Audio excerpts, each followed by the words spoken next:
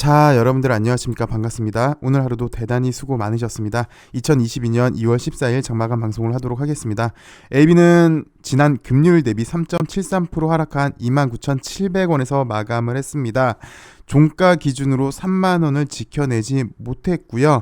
다시 한번 52주 신저가를 기록하고 있는 우리 LB인데요.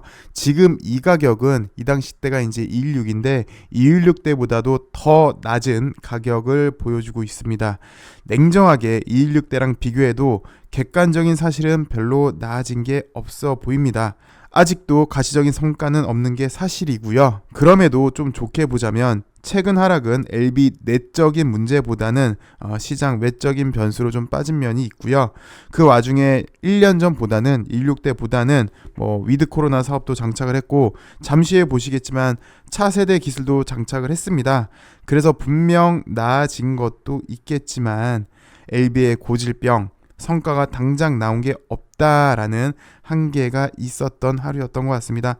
시장에서 원하는 요구치가 좀 빨리 나와야 될 것 같습니다. 시장을 좀 살펴보시면요. 오늘 코스닥이 약 3%가량 빠졌습니다. 지난주에는 긴축 속도 우려가 시장을 눌렀다면 오늘은 그동안 좀 잠잠했던 우크라이나 사태가 다시 불거지면서 시장이 큰 폭으로 하락을 했는데요. 러시아가 16일 우크라이나 침공 예고 소식에 시장이 오늘 출렁거렸습니다. 그 소식 때문에 그렇지 않아도 지금 인플레가 심히 심각한 상태죠. 에너지 가격, 천연가스, 유가가 오늘 다시 한번 급등을 했고요. 또 우크라이나 식량이랑 밀접한 관계가 있다 보니까 곡물 가격도 상승을 했습니다. 그래서 오늘은 여기 관련주, 방산, 에너지, 유가, 식량 관련주들이 좀 좋은 흐름을 보여줬는데요. 기술적으로 보시면 바로 직전 저점 여기 850 라인을 지지하는지가 일단 시장은 좀 중요해 보입니다. 그리고 오늘 LB 관련주 나온 소식을 살펴보시면요. 첫 번째로는 단디바이오 폐혈증 치료제 내달 유럽 임상 1상 신청을 하겠다라는 소식, 그리고 베리스모 관련된 소식인데요. 일단 단디바이오 소식부터 살펴보도록 하겠습니다. 단디바이오가 내달 폐혈증 치료제 유럽 임상 1상을 신청을 하겠다. 그리고 나머지 이제 기존 원리에 대한 설명인데요. 보시면 내달 말 폐혈증 및 슈퍼박테리아 치료제 DDSO02 유럽 임상 1상을 신청할 예정이고요. 그래서 오는 6월께 프랑스에서 임상을 시작을 하고 이상 진입을 전후로 해서 협력 그리고 기술 이전 계약을 위한 논의를 진행하고 있다고 합니다. 단디바이오 폐혈증 치료제는요. 두 가지 특성이 있는데 첫 번째가 원인균을 직접 사멸하는 항균 효능, 그리고 원인균이 방출한 내독소를 제거하는 이중 기능을 가진 신개념 항생제인데요. 요게 이제 현재 개발 중인 항생제와 차별화된 혁신 신약이 될 것이다 라고 단디바이오가 이렇게 얘기를 하고 있는데, 좀 재밌는 게 이제 박영민 대표에 대해서 이렇게 설명을 하고 있는데, 박 대표는 보시다시피 면역 증강 물질을 찾는 연구에 상당히 공을 많이 들였어요. 그래서 지금이야 좀 많이 들어갔지만 나노젠, 나노코박스 면역 증강제 때문에 사실은 많이 관심도 갔었는데 어쨌든 요거 찾는 데 상당히 좀 많이 있었고, 요거 때문에 폐혈증 치료제 후보 물질도 발견을 했다고 합니다. 예. 그래서 쭉 내용 많이 있지만 이렇게 기전을 설명하는 것도 있지만 여러분이 보시면 될 것 같고요.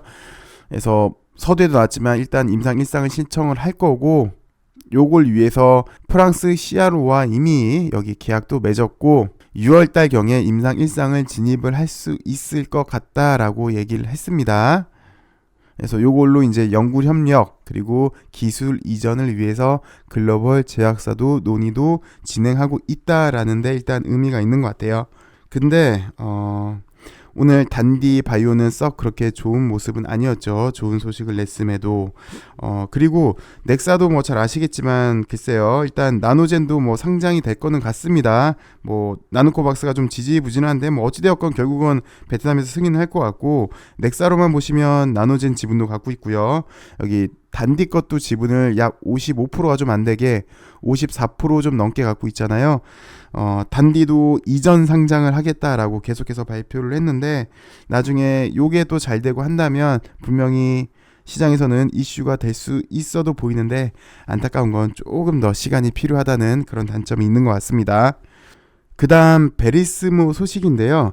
베리스모는 잘 아시다시피 LB의 이제 차세대 성장 동력이 되겠죠. 차세대 신기술인데 뭐 요 내용을 보시면 이제 베리스모 아시아를 설립을 해서 카티 치료제 아시아의 거점을 만들어서 이제 여기에 임상도 하고 생산 시설도 만들고 해서 수익성을 극대화시키겠다라는 걸로 보이는데, 글쎄 이거는 이제 개인적인 생각으로는 예전에 이민유믹 같은 경우도 내브레인 센터가 생각이 나는 그런 대목인 것 같아요. 한번 살펴보도록 하겠습니다. 베리스모가 한국의 자회사 베리스모 아시아를 설립했다고 합니다. 잘 아시겠지만 베리스모 같은 경우는 세계 최초 카티 치료제 킴리아 개발을 이끌었던 펜실베니아 연구팀이 주축이 되어 설립한 바이오 기업이죠. 그래서 카티를 통해서 고용암 치료제를 목표로 하고 있는데요. 베리스모는 요런 플랫폼을 현재 보유하고 있어요. 그래서 요걸 이용해서 첫 번째 췌장암, 두 번째 난소암, 세 번째 유방암, 그리고 네 번째 폐암, 요 4개의 파이프라인을 현재 개발 중에 있어요. 그 중에서 췌장암, 종피종, 난소암을 적응적으로 하는 첫 번째 파이프라인을 현재 미국에서 IND를 준비 중에 있고, 요게 이제 올해 말 내지는 내년 초에 승인이 나서 펜실베니아 대학병원에서 임상시험을 시작할 계획으로 보여지는데요. 이번에 베리스모 아시아를 설립을 해서 베리스모와 라이센스 계약을 통해서 한국, 중국, 일본 그리고 기타 아시아 지역에서 베리스모의 플랫폼의 개발, 임상시험을 진행한다고 합니다.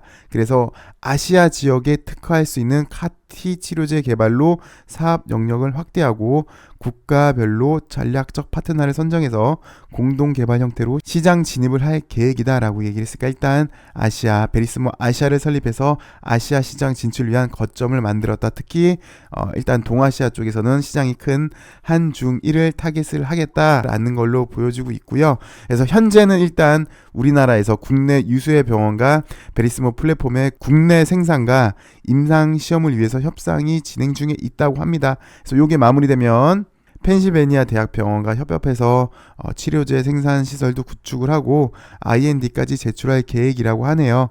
잘 아시겠지만 카티 치료제는 기적의 항암제로 불리는 차세대 치료제가 맞죠.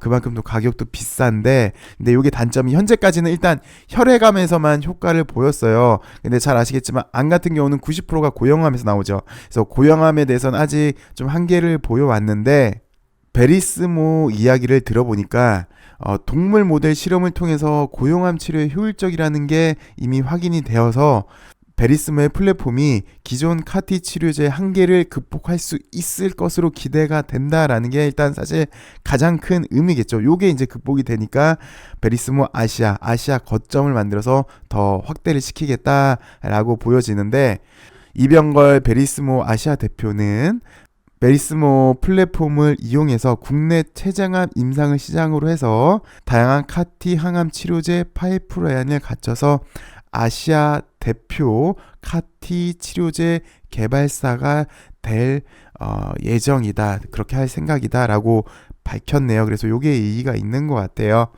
그래서 큰 시장이죠. 특히 한중일 큰 시장인데, 요 큰 시장을 특히 여기 카티 부분 신성장 동력으로 속도전에 임하겠다, 미리 좀 선점을 하겠다라는 속내로 보여집니다. 그래서 그거를 위해서 국내 생산시설 구축 그리고 임상병원 확보 등 빠르게 진행 중에 있다고 하네요. 이렇게 좋은 청사진을 제시했음에도 불구하고 오늘 우리 LB 그리고 LB 관련주들은 시장 변수로 좀 좋지 못한 흐름을 보여준 것 같습니다. 그리고 사실 이게 시간이 좀 더 필요하죠. 아직 IND 계획 중에 있고요. 그래서 시간이 좀 필요하다는 단점도 있고, 그리고 무엇보다 아직 LB는 시장이 좀 가시적으로 보여준 게 없어요. 여기 한계로 좀 작용한 듯 합니다. 더 나은 LB를 기대하면서 오늘 방송 여기까지 하도록 하겠습니다. 오늘도 수고 많으셨고요. 저도 오늘 사실 목이 너무 안 좋아서 하루 쉴까도 생각을 했어요. 이렇게 방송을 하는 게 좋을까, 이렇게 좋지 않은 목 상태로 여러분들한테 전달이 가능할까라는 생각도 좀 많이 해봤는데, 그럼에도 LB 가는 길 끝까지 함께 동행하는 게 더 우선이다 싶어서 여러분들한테 좀 죄송하지만 목 상태가 안 좋았음에도 불구하고 이렇게 마이크를 잡았습니다. 여러분들도 건강 꼭 잘 지키시고요. 내일은 좀 더 좋은 소식으로 여러분들 찾아뵙길 바라겠습니다. 시청해주셔서 감사합니다.